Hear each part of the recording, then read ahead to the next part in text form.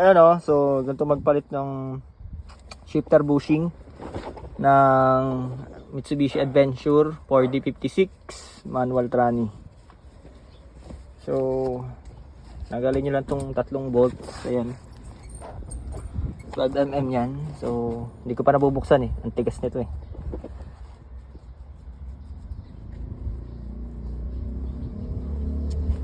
Okay, ganito yan. Tapos mahuhugot nyo to. Ay, basag na.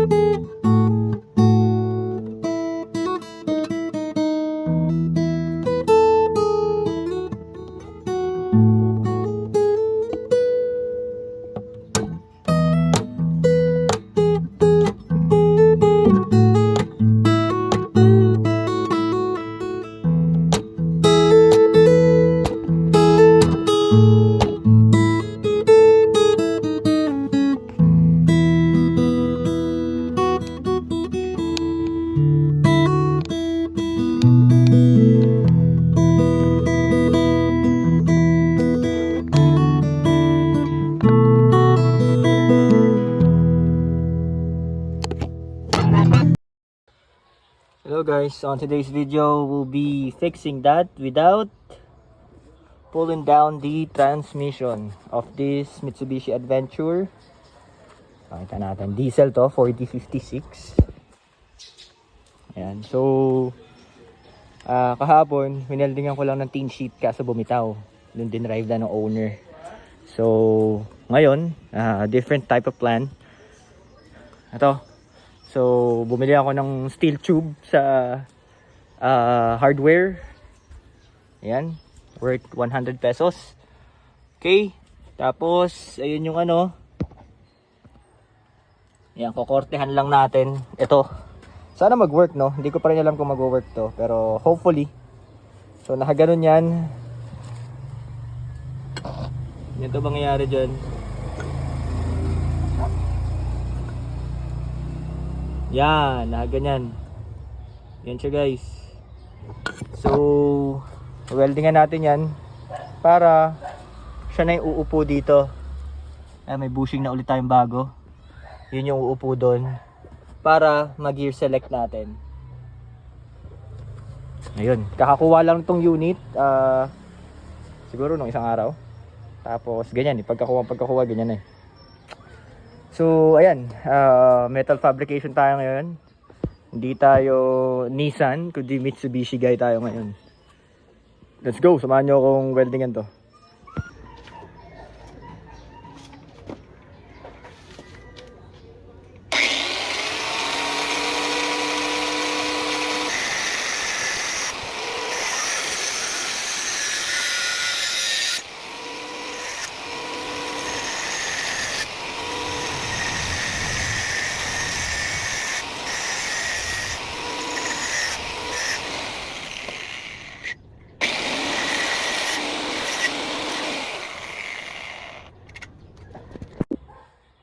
Putol ko na.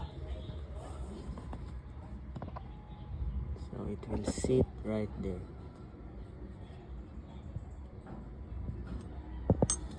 Sana mag-work, no? I think magagana to. Basta mainit na welding lang ang gagawin. Bali magiging ganyan, boss. Yan.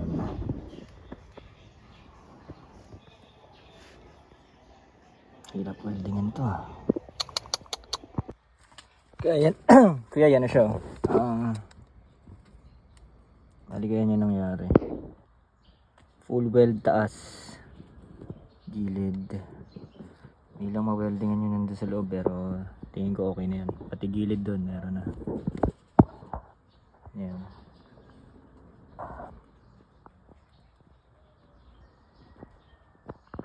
Kuya, update lang. Ito, naka-start. Ano natin? Ayan, primera. Segunda. Tercera. Cuarta.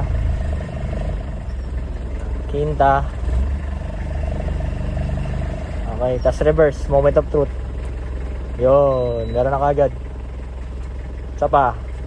Pasok na natin primera. Okay, tas reverse natin. Okay. Meron na.